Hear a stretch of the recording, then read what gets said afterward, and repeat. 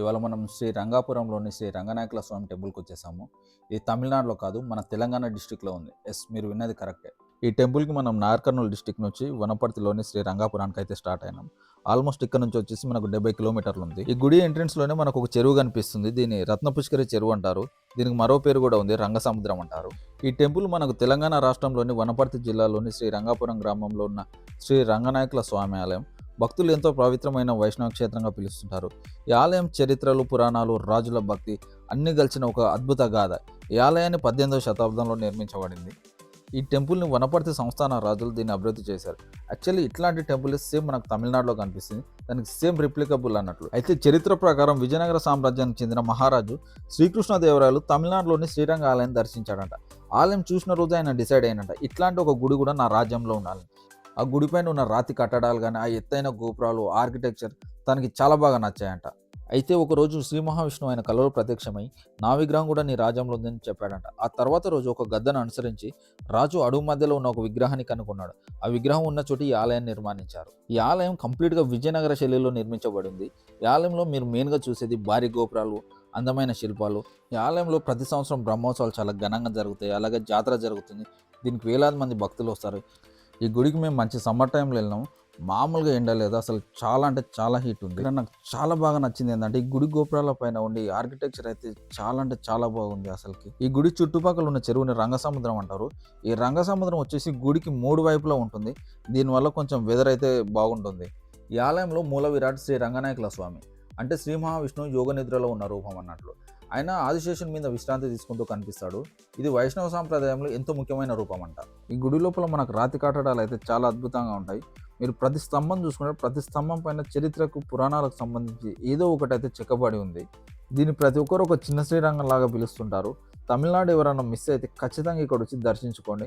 మనకు ఎదురుగా కనిపిస్తున్న గర్భగుడిలోనే శ్రీ రంగనాయకుల స్వామి మూల విరాట్ విగ్రహం ఉంటుంది. బయట మనకు అంత ఎండ కొడుతున్నాయి, గుడి లోపలికి ఎంట్రీ అయ్యేసరికి ఎంత కూల్గా ఉందంటే చాలా ప్రశాంతంగా ఉంది, చాలా ప్లెజెంట్గా ఉంది.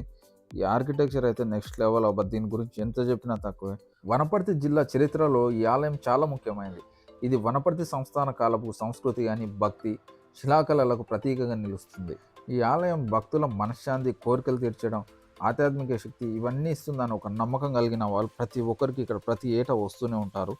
రాజు కళలో ప్రారంభమైన ఈ ఆలయం కథ ఈరోజు లక్షలాది భక్తుల విశ్వాసంగా మారింది. మీరు ఎప్పుడైనా వనపర్తి దగ్గర వెళ్తే ఈ పవిత్ర ఆలయాన్ని, శ్రీ రంగనాయకుల స్వామి ఆలయాన్ని అయితే తప్పకుండా దర్శించండి.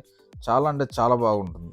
నాకు ఈ టెంపుల్లో నచ్చింది ఏంటంటే, చాలా టెంపుల్స్ వెళ్తున్నాం, బట్ ఎప్పుడు టెంపుల్ పైకి వెళ్ళలేదు, ఆ గోపురాలను దగ్గర ఉండి ముట్టుకోలేదు, దగ్గర నుంచి కూడా చూడలేదు. అది చాలా బాగా అనిపించింది ఆ ఫీలింగ్ అయితే. మరి దగ్గర నుంచి ఆ రాజగోపురాలను చూడడం, ఆ గోపురాల పైన ఉన్న ఆ ఆర్కిటెక్చర్ కానీ, ఆ కట్టడాలు అవన్నీ అయితే చాలా బాగా అనిపించింది. ఎండకు తిరిగి తిరిగి అలసిపోయి కూర్చున్నాం. ఇక్కడ ఇంకొకటి కొత్తగా అనిపించింది ఏంటంటే, ఇక్కడ ప్రీ వెడ్డింగ్ షూట్స్ అయితే చాలా జరుగుతున్నాయి. 3 అవర్స్కి 5,000 అంట ఈచ్ కపుల్కి. చాలా వరకు ఇక్కడ ప్రీ వెడ్డింగ్ షూట్లు అయితే చాలా జరుగుతున్నాయి. హీరో సిద్ధార్థ ఇక్కడనే తన మ్యారేజ్ చేసుకున్నది రంగనాయకుల స్వామి టెంపుల్, వనపర్తి జిల్లాని మనం చాలా వరకు న్యూస్లలో చూసింటాము. ఈ మండపం అయితే కంప్లీట్గా రాతితోటి నిర్మాణంలో ఉంది. ఎంత బాగుందంటే ఎంత వర్ణించినా తక్కువే. అసలుకి చాలా అంటే చాలా బ్యూటిఫుల్గా ఉంది. ఇంకా మనకు లెఫ్ట్ సైడ్లో అక్కడ ఇంకో ప్రీ వెడ్డింగ్ షూట్ జరుగుతూనే ఉంది. ఈ చాలా అంటే చాలా బాగా అనిపించింది. చాలా టైం స్పెండ్ చేసాము. అసలుకి వీడియో జస్ట్ ఒక 2-3 మినిట్స్ చేసిన, దాదాపు ఒక 2 అవర్స్ ఇక్కడనే వెయిట్ చేసాము. ఎందుకంటే సన్లైట్ వస్తే బాగుంటుందని చాలా వరకు ట్రై చేసాం. బట్ కాకపోతే ఆల్మోస్ట్ 5:30 వరకు వెయిట్ చేసినా ఎండ మాత్రం మామూలుగా లేదు, చాలా దారుణంగా ఉండేది. నెక్స్ట్ టైం మీరు ఎవరైనా వనపర్తి సైడ్ వెళ్తే మాత్రం ఖచ్చితంగా టెంపుల్ మాత్రం 100% విజిట్ చేయండి. ఎందుకంటే 100% వర్త్. చాలా అంటే చాలా బాగుంది అసలుకి. మీకు ఈ టెంపుల్ ఇన్ఫర్మేషన్ ఎలా అనిపించిందో మన కామెంట్ సెక్షన్లో కామెంట్ చేయండి. ఇంతకుముందుకు ఎవడన్నా విన్నారా, మనం ఇంకేమైనా ఇందులో మిస్ అయినామా, అట్లాంటిది మీకు ఏమైనా తెలిసి ఉంటే, నాకు తెలిసింది ఏదో కొద్దో గొప్ప చెప్పాను. సో మీకు ఈ వీడియో నచ్చితే మాత్రం ఖచ్చితంగా మన ఛానల్ని సబ్స్క్రైబ్ చేసుకోండి, ఫాలో అవ్వండి. Thank you.